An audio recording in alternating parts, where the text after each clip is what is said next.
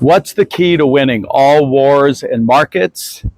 Many consider it probably the oldest profession, and that is intel. Whoever has the best firsthand intel wins. And what I want to focus on here is how do we gather that employee intel that we found Hubert Joly said was so critical that no leadership team meeting should ever start without hearing, first of all, what's happening from employees and what's going on with customers. And the only way you're going to have things to talk about at our 4D weekly meeting is that you've got some source for this employee intel. So how do you do this in a practical way? But first, let me welcome you from my adopted hometown, Sitges, Spain.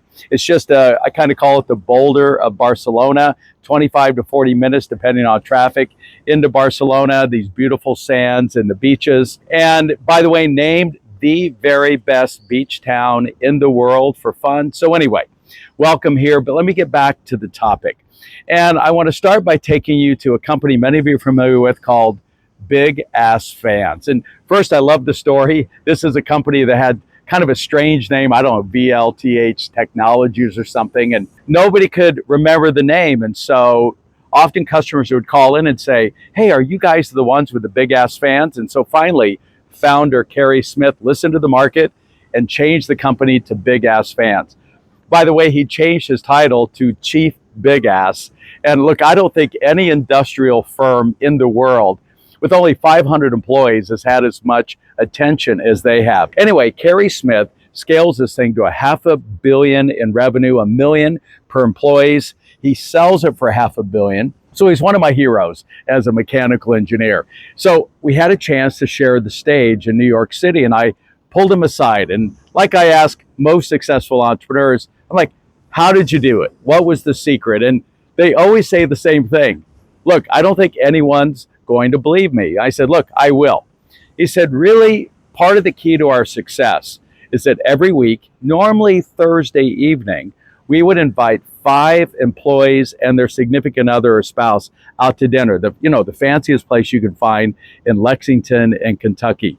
And by the way, the employees, he said, were scared. They would show up, they're having dinner with the founder, with the CEO. They're like, should I just order a cup of soup off the menu? And he learned right up front he needed to say to the group, look, we spent $1,000 last week. Let's see if we can spend more. And that would calm them down and let them have a fun evening. But he said this was the key. This is where he was able to find out what was really going on every week inside his factory. It was his ability to be able to build kind of emotional bank accounts with key people. So if he wanted to affect a change, he had those supporters there that he had built through these dinners.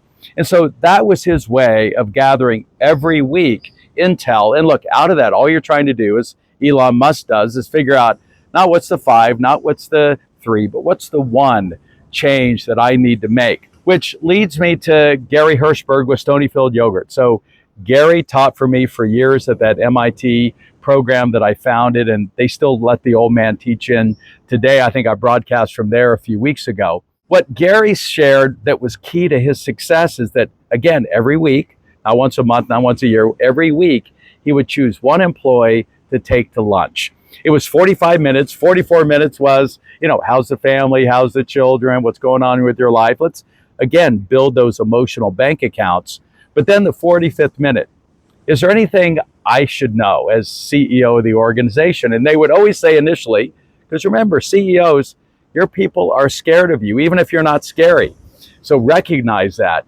He would say, look, hey, how's everything? And they'd say, look, everything's fine, Mr. Hirshberg. And he'd go, are you sure? We've got maybe this one time in a year for us to be together. And that's when they would spill the beans. I got to let you know, but Mary's embezzling from the company, or we found a rat hair in vat 3. Again, this was the only way that you could find the truth. It's one of the reasons why Jack, the great late Jack Welch, had those monthly gatherings at Crotonville. He said, look, you can look at all the numbers you want to during the month, but it's only when you get together with the people that are doing the work that you're going to know the story, the truth behind those numbers. Which leads me then to Kerry Hockman. And I had featured Kevin Hockman. I had featured him a few videos ago. He's the CEO of Chili's. And many of you might remember that a lot of the fast casual companies had actually failed in 2024, yet Chili's was unable to literally triple their stock valuation, their stock price. When Wall Street Journal interviewed Kevin, they asked him, all right, how did you do it? And he said, one of the keys is every 3 weeks. So it's not once a week, but every 3 weeks, he goes out in the field and he gathers together at a restaurant a bunch of the area kind of leadership and other employees, and he gets them together and he asks them a question. If you were CEO, what changes would you make? And again, the employees are scared. I've heard it kind of from the third time. And they're like, hey, nothing that we could think of. And he could tell that they're like, hey, we're going to suggest something and nothing is going to happen. And that's what happens in a lot of organizations. And so employees get quite disenfranchised. But Kevin then turns around and says, look, I'm CEO. I could actually make change. And so one of the examples they gave in that interview is one of the employees said, all right, I'm going to tell you, I would change the container that you guys send us the pickles in. And he's like, what do you mean? He said, we try to open up these pickle container and it's so difficult. We end up spilling like pickles and pickle juice all over the place. He says, you got to be kidding. Bring it to me. And sure enough, he's trying to open it and there goes the pickles and pickle juice. The key to scaling successfully is 1% improvement every week, and compound interest is your friend. Which then leads me to Julia Hartz. And Julia is the co-founder and CEO of Eventbrite. And I just pointed to a story about her on Friday. And one of the keys she said that's been important for her to stay in touch with the employees, something they started last quarter, is 7 times over 10 days, they gathered 15 to 40 employees together. And it was like a mini hackathon. What are the things that you would change, you would improve, you would add to our software? And she said, out of that came an unbelievably important feature and many ideas around continuous improvement. And she said, more importantly, I learned more being kind of in the room with those employees over 10 days than I did with 100 Zoom meetings that we might have. Which leads me to John Ratliff at Appletree Answers. And Appletree was a call center business. You've heard me talk about them quite a bit. John had 550 what he called experts, not call center reps. He called them experts. How do you refer to your employees?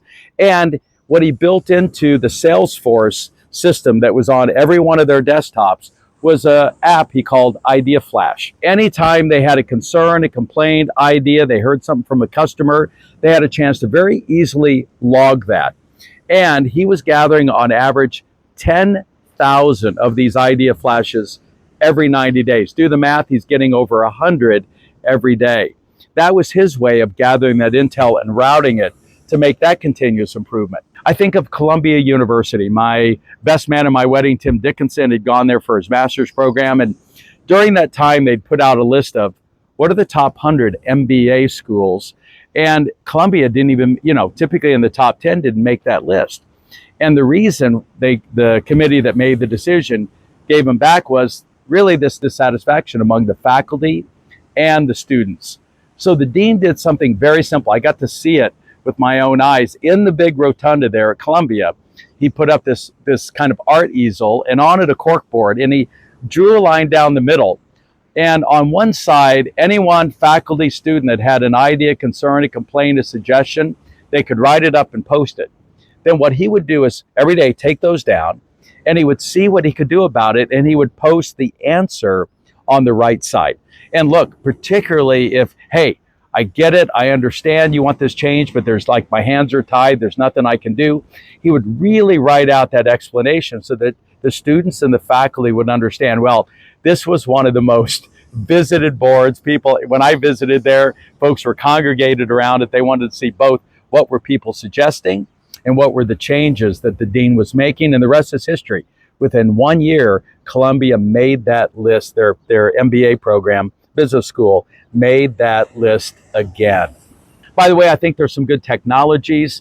We recommend often Tiny Pulse. Our own technology, Scoreboard Align, has a built-in way of literally surveying your employees every day so that you're getting that intel. I'm an investor also in a company called 15.5. So whether there's some ongoing technologies, you're having dinner once a week with 5 employees, you choose to take one employee to lunch. Jack Welch, let's go to Crotonville and meet with the folks that are really doing the work. If you're Kevin at Chili's, every 3 weeks, let's gather folks around and ask them, hey, what would you do if I'm CEO? Or let's build in a piece of technology like Idea Flash that John Ratliff had to gather this kind of intel on a daily basis. Or what Sanjeev Mohanty did in turning around Benetton India from worst to first, is he simply put a card out next to every one of the cash registers at his 104 stores, and it was open for both his customers and employees to answer.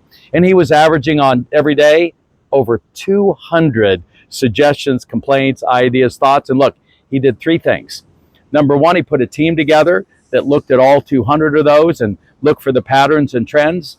Number 2, he looked at the subject lines of every one of those emails. And like Warren Buffett reading the headlines of 500 news every day to understand where he's going to invest, looking at those 200 headlines, he was really able to get a good feel for what was going on in those 104 stores. And then third, he would choose one that would catch his attention, the subject line, and he would then email the person and say, could we have a phone call? He wanted to go deep. And one of my favorite and final stories, it's a Saturday, in comes the subject line, acid wash jeans had fallen apart. That caught his attention, but it also looked like it was from one of the ministers of India. So he emails him, said, hey, let's have a phone call, MD of Benetton.